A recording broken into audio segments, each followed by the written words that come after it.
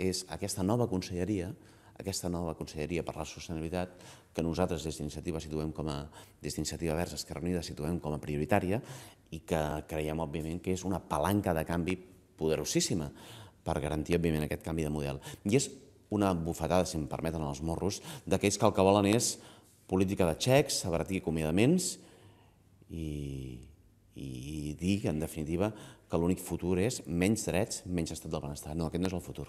Això és el passat. I el passat suma els departaments de Medi Ambient amb els departaments d'Habitatge, per descomptat fent de la rehabilitació energètica dels edificis una prioritat, per sumar a aquesta conselleria Indústria, sumar innovació i sumar energia. Volem que hi hagi una nova conselleria de la sostenibilitat. Sostenibilitat ambiental i sostenibilitat social. Sostenibilitat ecològica i sostenibilitat industrial, garantint que, per tant, el que aconseguim és un nou acord social i verd per tirar endavant, per generar ocupació i per fer front als reptes de la sostenibilitat i de la necessitat d'una política industrial activa.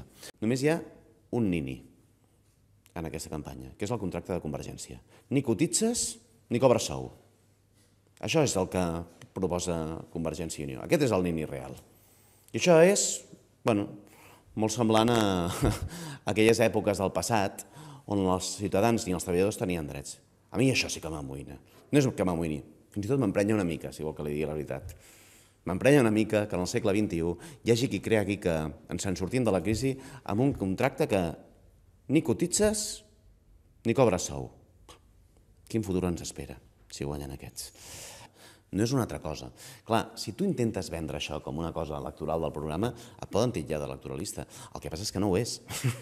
És el projecte Suma, que és la continuïtat del que s'estava fent l'any passat. Això és el que és.